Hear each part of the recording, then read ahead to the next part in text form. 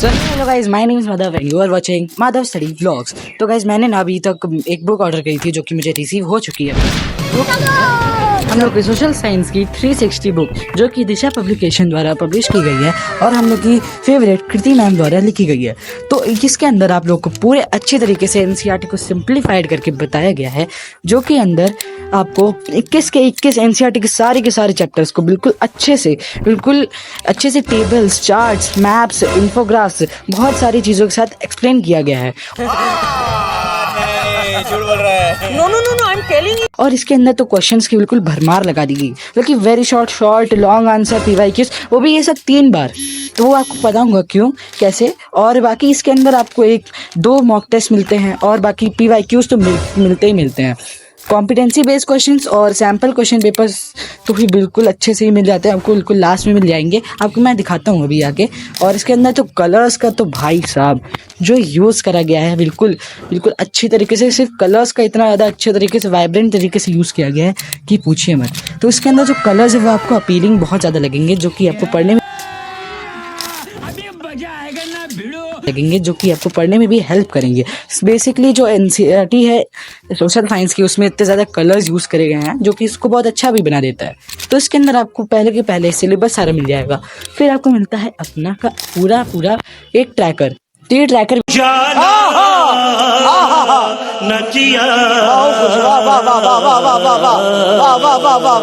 Basically आपको हर महीने के गोल्स लिखने के लिए दिया गया है। फिर आपको मिलती है प्रेजेंटेशन टिप्स, जो शुरुआत में मिल गई हैं इसलिए अच्छी है क्योंकि एक दिन पहले देखना रहेगा। फिर आपको लिस्ट ऑफ इंपॉर्टेंट टॉपिक्स मिलते हैं जो कि आप टिक करते चल सकते हैं कि हमने इतना कर लिया है। तो फिर आपको सारा सिलेबस लेने के बाद सिलेबस का कितना वेटेज है, कौन से चैप्टर का, वो सब मिलता है। और फिर आपको बिल्कुल स्टार्टिंग में मिलता है बिल्कुल बेसिकली एक शॉक, इतना ज़्यादा अच्छी तरीके से आपको एनसीईआरटी समझाई गई ना इसके अंदर।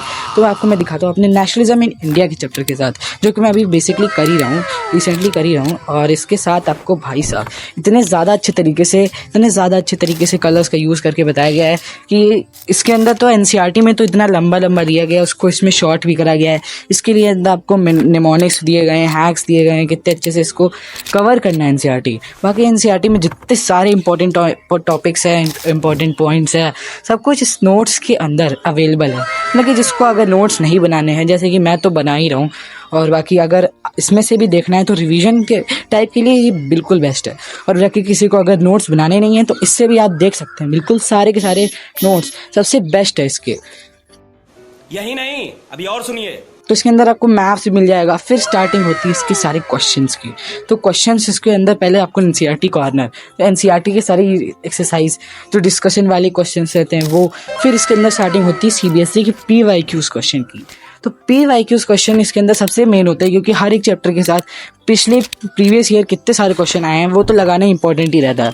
तो मतलब कि अगर किसी को पीवाईक्यूज वाली बुक नहीं खरीदनी है, अगर यही क्वेश्चन बैंक खरीदनी है, सिर्फ क्वेश्चन बैंक लेनी है, तो क्वेश्चन बैंक के अंदर ही पीवाईक्यूज सारे मिल जाएंगे। तो इसके अंदर सारे के सारे पीवाईक्यूज है, जितने भी साल में कितने भी पीवाईक्यूज आए हों, चाहे वेरी शॉर्ट हो, लॉन्ग हो, उनको सब डिवाइड कर दिया गया है सारे टॉपिक्स के बेस में। तो उसको हर डिवीजन के साथ आपको वेरी शॉर्ट के सारे वो मिल जाएंगे, फिर शॉर्ट के, फिर लॉन्ग के। फिर आपको मिलता है मास्टर बोर्ड प्रैक्टिस क्वेश्चन। तो ये जो क्वेश्चन है सिर्फ और सिर्फ बनाए गए हैं अपने 2026 के बोर्ड के लिए। तो ये जो 2026 में जो बोर्ड होगा उसके अंदर जैसे भी क्वेश्चन आएंगे, हार्ड जो कि ईजी भी होंगे, थोड़े मीडियम टाइप लेवल क्वेश्चन भी होंगे, हार्ड भी होंगे, जो कि बहुत ज़्यादा सॉल्व करने में आपको थोड़ा टाइम लगेगा। तो वो सारे के सारे क्वेश्चंस इसके अंदर इंक्लूडेड रहेंगे, जो कि आपको बिल्कुल हेल्प करेंगे आपकी प्रिपरेशन के साथ, कि आपको 2026 में किस माइंडसेट के साथ प्रिपेयर रहना है। तो यही होती है एक चैप्टर की, ऐसे ही के सारे फॉर्मेट में आपको सारे के सारे दिया गया है, ऐसे ही आपको सारे के सारे चैप्टर्स के साथ मिलता रहेगा। तो ये क्लिप्स है मेरे रिसोर्स एंड डेवलपमेंट चैप्टर की। तो मैंने इसके अंदर सबसे स्टार्टिंग में बेस्ट बुक क्यों लिखा है, क्योंकि इसके अंदर मैंने सबसे पहले जैसे चैप्टर खत्म करा तो वैसे ही मैंने स्टार्ट कर दिया ये वाली बुक को प्रैक्टिस करना, कि मैं भी ट्राई करूँ कि कैसी है। जब मैंने इसको बुक को लगाना स्टार्ट कर तो भाई साहब इसके अंदर इस लेवल पे इतने अच्छे क्वेश्चंस थे कि हाँ, मेरी प्रैक्टिस तो अच्छे से हो गई और एक चैप्टर के बेस अंडरस्टैंडिंग भी डेवलप हो गई थी अच्छे से। So now comes the part of the real PYQs, कि पहले तो उसके क्वेश्चंस के अंदर थे, तो ये लेकिन बिल्कुल रियल क्वेश्चन पेपर है, कि पूरा क्वेश्चन पेपर कैसे आया था पिछले साल या फिर इस साल भी आया था, उसका भी आपको सोल्यूशन मिलेगा। लेकिन जो पिछले साल का क्वेश्चन पेपर आया था उसका तो आपको टॉपर सोल्यूशन मिलेगा। क्योंकि टॉपर सोल्यूशन जो होता है हम लोग को एक अंडरस्टैंडिंग बना देता है कि हम लोग को कैसे वहाँ पे लिखना है, कैसे टॉपर ने लिखा था, उसके साथ भी मिस्टेक्स हुई थी कि नहीं, जो बेसिक कॉमन मिस्टेक्स सब लोग करते हैं वैसे हुई थी कि नहीं, उसको कैसे उसने टैकल करा, कैसे उसने हैंडल करा। तो वो सब चीज़ें भी टॉपर की देख सकते हैं हम लोग। और बाकी इसके अंदर 2025 की क्वेश्चन पेपर भी है जिसके अंदर चैप्टर टैगिंग मिलती है, जो कि हम लोग के स्कोर 100 की PYQs में भी जैसे दिए गए हैं। तो इसके अंदर हर एक चैप्टर की टैगिंग मिलेगी, हर एक क्वेश्चन के साथ चैप्टर टैगिंग मिलेगी। आपको ऑल इंडिया का 2025 का क्वेश्चन पेपर भी मिलता है और दिल्ली का क्वेश्चन पेपर भी मिलता है। तो इसके सारे सेट्स और जितने भी दिल्ली के साथ में कितने सेट्स आए थे वो सारे के सारे सेट मिलते हैं। फिर इसके बाद आपको मिलता है इसके सॉल्यूशंस। तो सॉल्यूशंस भी इसको आपको अलग सेपरेट दिए जाते हैं, मतलब कि ऐसा नहीं रहता है कि क्वेश्चंस के जस्ट नीचे आपको सॉल्यूशन दे यही नहीं, अभी और सुनिए। दिया, ऐसा नहीं, उसके बाद ही सॉल्यूशन मिलते हैं। और बाकी जो मॉक टेस्ट रहते हैं इसके अंदर उसके तो सॉल्यूशंस तो आपको सिर्फ स्कैन करके ही मिलेंगे, डाउनलोड करके। और टेस्ट फॉर योरसेल्फ भी रहता है इसके अंदर बाकी चैप्टर के एंड में। फिर आपको मिलता है एक बहुत बड़ा चार्ट जिसको मैं आपको अभी खोल के दिखाता हूँ। तो ये चार्ट हर एक बच्चे को इस बुक परचेज करने के साथ फ्री मिलता है, जो कि इसके अंदर आपको एक दिन पहले, अगर जिस दिन एग्जाम होते हैं एक दिन पहले पूरा रिवीजन आपको हर एक चैप्टर के साथ करवाता रहेगा। तो इसके अंदर आपको सारी हिस्ट्री के लिए सारी की सारी डेट्स, इंपॉर्टेंट इवेंट्स, ये सब भी रहता है। ज्योग्राफी के लिए उसके सारे के सारे, जैसे हो गया सबसे पहले चैप्टर का तो सॉइल, किस टाइप की सॉइल्स हैं वो सब। तो ऐसा ही पैटर्न हर एक चैप्टर के साथ फॉलो होता ही है ज़रूर, जो कि आपके एक दिन पहले बहुत ज़्यादा हेल्प करने वाला है और मेरी भी बहुत ज़्यादा हेल्प करेगा ही ज़रूर, मुझे तो ये पूरा विश्वास है। तो ये जो व्लॉग है मेरा, ये अपने डे 2 और डे 3 चैलेंज दोनों कंबाइंड वाला है। तो इसमें मैं आपको अच्छी तरीके से दिखाऊंगा कि मैंने अपनी 360 बुक का कितने अच्छे से इस्तेमाल करा है। तो इस वाले व्लॉग के अंदर मैंने अपने रिसोर्स एंड डेवलपमेंट का चैप्टर खत्म करा था, लेकिन मेरे उसके नोट्स नहीं पूरे हुए थे, तो मैंने इसका सिर्फ चार्ट बना लिया सॉइल्स का। अपने लिए मैंने को चिपकाना था अपने टेबल पे, मतलब कि आगे दीवार। फिर सेम डे मैंने 360 बुक के सारे क्वेश्चन लगाए थे, मतलब कि थोड़े क्वेश्चन लगाए थे।